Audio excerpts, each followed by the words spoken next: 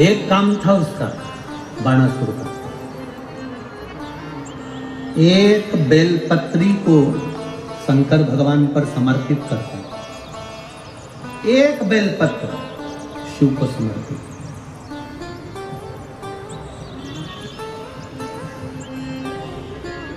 एक सोने का सिंहासन ले लो, आधा किलो सोने का सिंहासन बनवाओ, उस पे एक शालिग्राम भगवान की शिला रख दो, उनका श्रृंगार भी सोने से कर दो, हीरे पन्ने से कर दो, और उस सिंहासन को किसी एक ब्राह्मण को अगर हम दान कर दें, उससे दुगना फल एक बेलपत्री शंकर भगवान को समर्पित करने से प्राप्त हो जाता है। सोने के सिंहासन पर बिठाकर भी शालिग्राम शिला को हम किसी को दे रहे हैं, जितना पुण्य वो प्राप्त होगा उससे दुगना पुण्य एक बेलपत्र शंकर भगवान को मात्र समर्पित कर देने से उतना पुण्य हमारे खाते में पहुंच जाता है। एक बेलपत्र, एक बेलपत्र साधारण, ये बेलपत्र कोई सहज है क्या?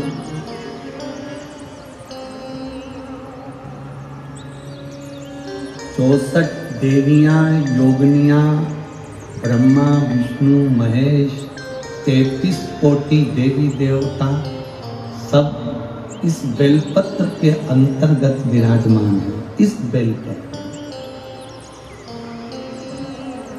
बारिश का मौसम चल रहा है, सावन भादो, ये सब बारिश के मौसम। आप जिंदगी में एक काम अच्छा करिएगा, अपनी इस मनुष्य की देह से एक बेलपत्री का वृक्ष कहीं ना कहीं जरूर लगा देना, जिससे आप संसार से भले चले जाओ पर आपके द्वारा वृक्ष पृथ्वी पर रहे और उसकी पत्ती टूटकर महादेव को चढ़ती रहे, तो हमारी जिंदगी सार्थक हो। एक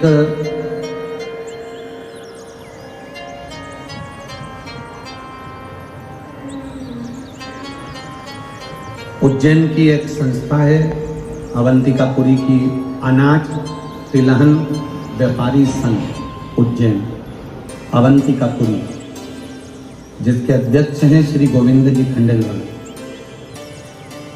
ये अनाज तिलहन व्यापारी संघ उज्जैन के द्वारा 60,111 बेलपत्री के पौधे पूरे उज्जैन में घर घर में लगाए जा रहे हैं। एक बार जोरदार ताली बजाएं। और धन्यवाद दूंगा संपूर्ण भारत की जैन समाज को, संपूर्ण भारत के जैन समाज जिसमें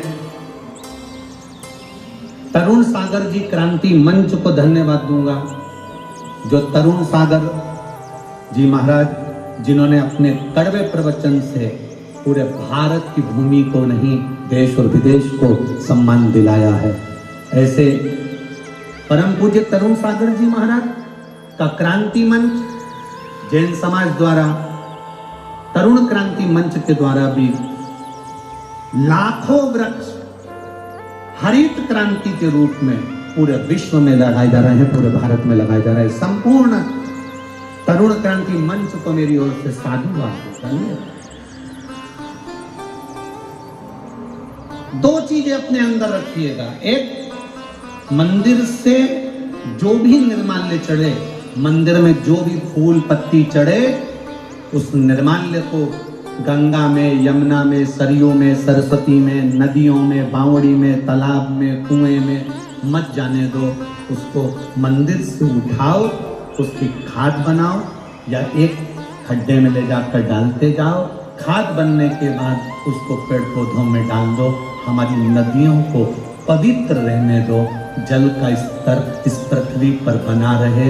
नदी है, जल है तो हमारा कल है। इसलिए विठलेश सेवा समिति ने जगह जगह समिति से जुड़े हुए लोग निर्माल्य विसर्जन की गाड़ियां चला रहे हैं अपने खर्चे से। सरकार कचरा उठाने का वाहन चलाती है सरकार के खर्चे पर। और यह दुनिया का पहली ऐसी क्रांति है, ये पहली दुनिया का ऐसा आनंद है शिवपुराण का कि निर्माल्य विसर्जन के रथ भक्त अपने खर्चे से चलाते हैं और बड़े उमंग के साथ मंदिर में जाकर निर्माल्य उठाकर लाकर उसकी खाद बनाकर वृक्षों को डालते। और मैं धन्यवाद दूंगा यहाँ की भी एक निर्माल्य विसर्जन की गाड़ी, एक कलपत्र था उसमें वर्णन था नीचे रखा होगा, एक निर्माल्य विसर्जन की गाड़ी। कल भी भक्त आए थे कि हमारी गाड़ी यहीं खड़ी है आप चलिए, पर भीड़ अधिक होने के कारण बस हम उस गाड़ी के पास नहीं जा पाए। तो निर्माल्य विसर्जन की गाड़ी जो भक्त चला रहे हैं अपने अपने नगर नगर में, शहर शहर में, गांव गांव में, उनको धन्यवाद साहब। स्वच्छ रखिए। हमारे परदादा ने पानी को नदी तालाब में देखा है, हमारे दादा ने पानी को कुएं और बावड़ी में देखा है, हमारे पिताजी ने पानी को घर में नलों में देखा है, हमने पानी को बोतल में देखा है। 2-4 पीढ़ी और आएगी ना तो पानी को फोटो में देखी, केवल फोटो। उस पानी को रक्षित करिए, सुरक्षित करिए, उस जल को बचाने का प्रयास करिए। अपने जीवन की सार्थकता के साथ में एक वृक्ष बेलपत्री का अवश्य लगाएं और कहीं ना कहीं अपने हाथ से एक पौधा अवश्य लगाएं, जिससे आने वाले समय में ये पूरी पृथ्वी हरी बनी रहे। और जो कोरोना काल में ऑक्सीजन की जो कमी पड़ी थी, अगर आपने वृक्ष लगाया तो जिंदगी में अगर कोई बीमारी भी आ गई ना तो हमको ऑक्सीजन की कमी ना पड़े और ये वृक्ष हमारा साथ दे जाए। ये वृक्ष हमारा साथ। बाणासुर का एक नियम था, बाणासुर का एक नियम बड़ा भारी था। एक बेलपत्र शंकर भगवान को समर्पित करना, शिवलिंग का निर्माण करना, बेलपत्र समर्पित करना। सारी तप साधना व्रत का पुण्य है एक बेलपत्र शिव को समर्पित करना। पहले शुरू में जब हमने शिव महापुराण की कथा वाचना प्रारंभ करी थी, अब तो जितने भी वक्ता हैं बाबा की कृपा से ऐसी क्रांति है शिव पुराण की आई कि सब अब शिव पुराण वाचने लगे। जब हमने शुरुआत में जब शिव पुराण की कथा वाचना प्रारंभ करी थी, उस समय पर शिव पुराण कोई ना वाचता था।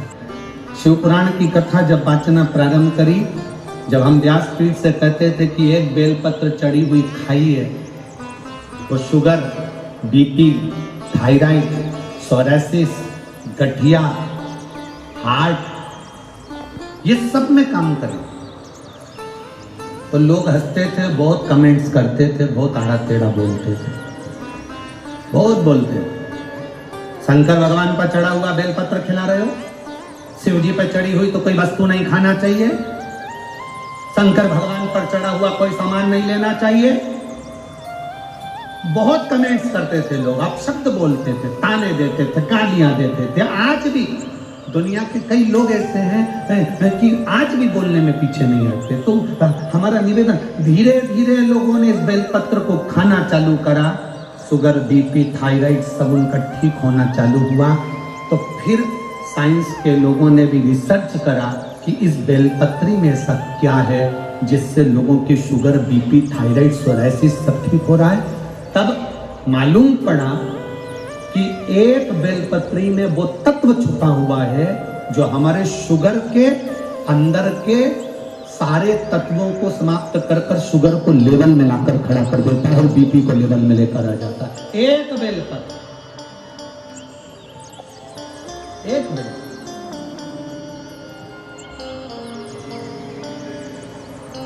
इसलिए शिव ऊपर चढ़ी हुई बेलपत्र, एक बाणासुर एक बेलपत्र शंकर भगवान को समर्पित कर रहा है, बाणासुर एक बेलपत्र शिव जी को समर्पित करता है। उसके भीतर के भाव को शुद्ध करने के लिए, उसके भीतर के भाव को आनंदित करने के लिए एक बेलपत्र बाणासुर शंकर भगवान को दे रहा है, एक बेलपत्र।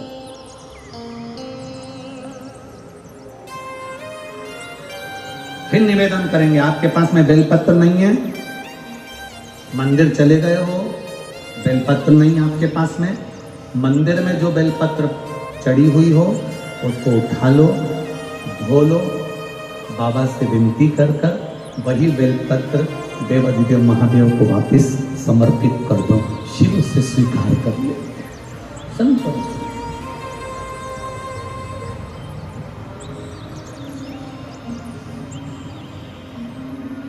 शिव से स्वीकार कर लो। संकल्प से और फिर अच्छे से सुनिएगा, अगर मान लो बेलपत्र भी नहीं है, मान लो बेलपत्र भी नहीं है, कोई पुष्प भी नहीं, चढ़ाने के लिए एक लोटा जल भी नहीं,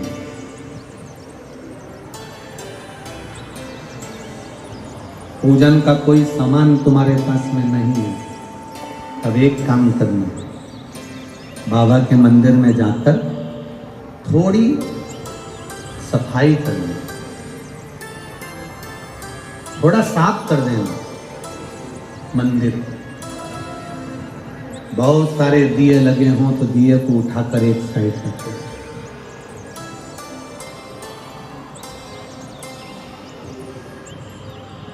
मोहल्ले की 50 माताएं अगर पशुपतिनाथ का व्रत कर रही हैं तो मोहल्ले की 1-2 माता ऐसी हो जो पशुपति व्रत करने के लिए अगर माताएं मंदिर के अंदर आती हैं तो तुम 2-3 बर्तन मंदिर के अंदर रखो, कोई प्रसाद रख कर गया है उसको उठाकर बर्तन में खाली करो और शाम के समय आरती के बाद सारा प्रसाद बच्चों को, बड़ों को, जिसको बांट सकते, जिसका व्रत ना हो पशुपतिनाथ। कोई अगर पशुपतिनाथ का व्रत कर कर गई है, प्रसाद मंदिर में रखकर चली गई है, दिए मंदिर में रखकर चली गई है, फिर निवेदन करूंगा। एक पत्र किसी बेटी ने लिखा है कि मैं बड़ी दुखी हूं, मुझे बहुत कष्ट है और मैं अपनी कष्ट की जिंदगी जी रही हूं। मैं उस बेटी से निवेदन करूंगा, बेटा किसी के सामने जाकर हाथ मत फैलाना। तो पशुपतिनाथ के व्रत अगर कोई माताएं कर कर जा रही हैं, कोई लोग कर कर जा रहे हैं, वह दिए छोड़कर चले गए, प्रसाद छोड़कर चले गए, तो उन्हीं को संभाल कर एक साइड रख, उस प्रसाद को उठाकर मंदिर में अगर पुजारी हो तो बात दूसरी है, नहीं तो तुम सेवा कर रहे हो, उठाकर किसी भूखे को खिलाना चालू कर दे, तुझे जो पुण्य मिलेगा तो दूसरी बार कथा में मिलेगी तो ये कहेगी कि मेरे को बाबा ने भंडार भर कर दे दिया। नहीं है तुम्हारे पास में बेलपत्र, नहीं है तुम्हारे पास में जल, नहीं है तुम्हारे पास में चावल, नहीं है तुम्हारे पास में एक लोटा पानी, मत चढ़ाओ, आप बाबा के मंदिर की चाकरी करो। मेरे भोले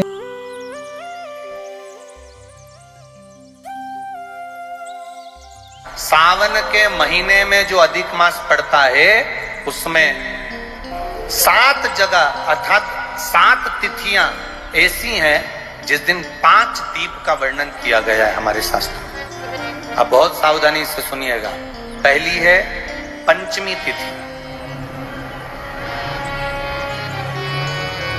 अधिक मास सावन का जब मेल हो, अधिक मास सावन के महीने में अगर पड़े और पंचमी तिथि आप अगर शुरू की, मतलब आज भी पंचमी है, मान लो आज की पंचमी अगर आप नहीं कर पाए तो अगली जो पंचमी आ जाए अधिक मास के महीने में आप वो भी कर सकते।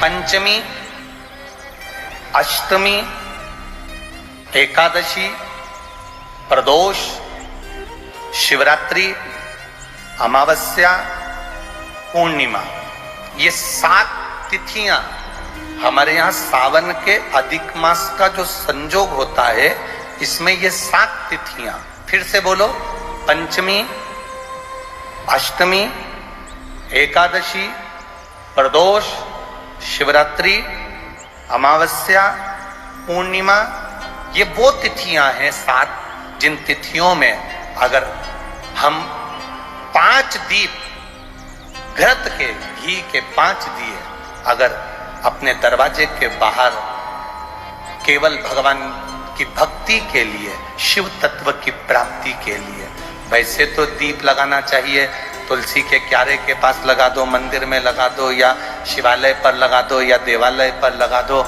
और इस कीचड़ पानी में अगर कहीं ना जा पाओ, अगर पानी वानी बरस रहा है, जगह जगह बहुत पानी है, भले इधर क्षेत्र में इतना ना दिख रहा हो पर अन्य क्षेत्रों में बहुत पानी है, तो कोई ना जा पाए तो भगवान का स्मरण कर कर उन दीप को भगवान के सामने प्रज्वलित कर कर 5 दिए इन तिथियों में, पंचमी, अष्टमी, एकादशी, प्रदोष, शिवरात्रि, अमावस्या और पूर्णिमा, जो सावन के महीने में अधिक मास पड़ता है, उसमें ये 7 तिथियों पर जो 5 दीप भगवान के सामने प्रज्वलित कर कर अपने दरवाजे के पास में बाहर की ओर रख देता है, उसके घर में कभी रोग, बीमारी और लक्ष्मी की कोई कमती नहीं होती, उसका जीवन सार्थक हो जाता है। पर सावन के महीने में अधिक मास के संजोग पर यह होता है। बाकी के समय पर अधिक मास कोई से भी अगर महीने में आ गया, आषाढ़ का आ गया, या कोई महीने में कार्तिक का आ गया अधिक मास, या कोई अन्य महीने में आ गया, तो उसका प्रमाण नहीं है महाराज। सावन के महीने में अगर अधिक मास पड़ रहा तो ये 5 तिथियां। अब कई लोग कहते हैं गुरुजी पंचमी हम 2 लें, 2 पंचमी आएगी, 2 एकादशी का वर्णन आ जावे, तो हम कौन सी? तो यहाँ एक भी अगर आप कर रहे हो 7 तिथियों में से एक भी अगर ये नहीं कर पाओ तो अगली कर लो, अगली नहीं कर पाओ तो ये स्मरण में रहकर उसको करा। भगवान शंकर का संवाद कहता है, शिव महापुराण की कथा वर्णन करती है। स्वयं शिव